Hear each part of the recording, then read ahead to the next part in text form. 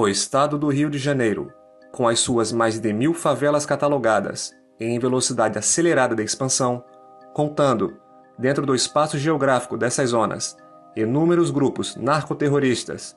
que fazem uso da força contra os meios de segurança estaduais e federais para garantir o controle territorial, o comércio ilegal de drogas, facilitação à prostituição infantil e servindo como um grande corredor internacional para o recebimento e envio de armamentos, peças de reposição aos mesmos, além de, obviamente, o escoamento de narcóticos para outras partes do mundo.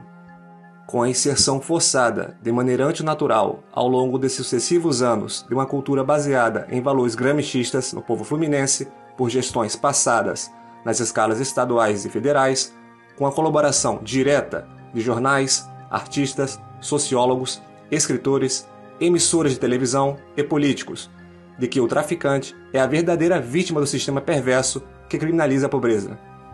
Criando dessa forma, de maneira lenta e gradual, o apoio da parcela significativa de admiração da sociedade civil fluminense aos aspectos que direcionam a adoração e reverência à figura do traficante e as atividades envolvendo o tráfico de drogas, se concretizando, no atual momento, que o indivíduo traficante é visto, entre os mais novos, como a figura a ser seguida, entre as mulheres, como a figura de desejo e entre os homens, a figura de hombridade e respeito. Através dessa gourmetização e poder, aplicam de maneira irrestrita, diariamente, a aplicação escalonada de terrorismo indiscriminado, seletivo e comunal, incorporam valores de identidade coletiva, desenvolvem a ideia de soberania de territórios e evoluem do conceito de facção para a guerrilha. A situação chegou a uma dimensão tão grotesca que o conceito pátrio brasileiro ou gentílico fluminense tornaram-se secundários, com muitos moradores dessas zonas, mesmo nunca antes segurando um armamento, identificando-se como pertencentes ao narcogrupo X ou Y, inclusive adotando dialetos, tendências de moda, gestos e fidelização.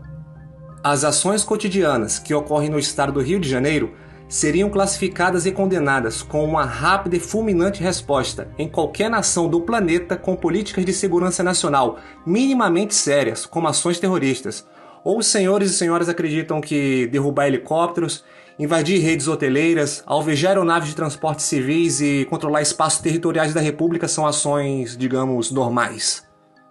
Situações essas que se intensificaram recentemente com as ações do Supremo Tribunal Federal em proibir as operações policiais nas favelas em virtude da pandemia de Covid, do que se refletiu em um aumento colossal, para não dizer estratosférico, das ações de guerrilha armada em todos os pontos do estado do Rio de Janeiro.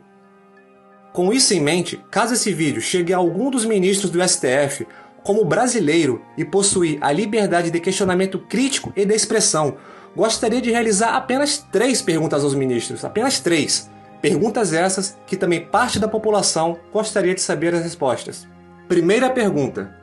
com quais embasamentos de caráter técnico no âmbito da segurança, inteligência e defesa, especificamente no Teatro de Operações do Estado do Rio de Janeiro, foi tomada essa medida?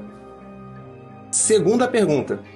para tomar uma medida dessa natureza que afeta diretamente os mais de 17 milhões, eu digo 17 milhões de habitantes do estado do Rio de Janeiro, provavelmente todos os ministros, eu digo todos os ministros, até por ocuparem cargos de tamanha relevância ao país, acredito eu que em algum momento de suas carreiras já realizaram por livre e espontânea vontade o acompanhamento presencial com as tropas policiais e militares nos teatros de operações, seja por meio de garantia da lei da ordem, seja por intervenção federal, em áreas como o Complexo do Alemão, Maré, Chapadão, Salgueiro, entre outros, acredito eu, até para poderem ter o conhecimento e embasamento em loco das causas e dificuldades que ali se transcendem. Se assim o fizeram, por que prosseguiram com tal medida? E caso nunca tenham feito, como possuem capacidade técnica mínima necessária para tomar uma ação do tipo? Terceira e última pergunta: para tomar essa medida, certamente, e por conta do tamanho do grau de estudo e profissionalismo dos senhores, acredito que certamente contactaram para orientações os militares Forças Especiais alocados no Centro de Instrução de Operações Especiais, os comandos anfíbios alocados no Batalhão Toneleiro e, obviamente, os policiais militares do BOPE. Afinal, toda essa triade está localizada no estado do Rio de Janeiro. Os senhores ministros contactaram, pediram orientações a essas unidades, afinal, elas respondem ao Estado do Rio e ao governo federal.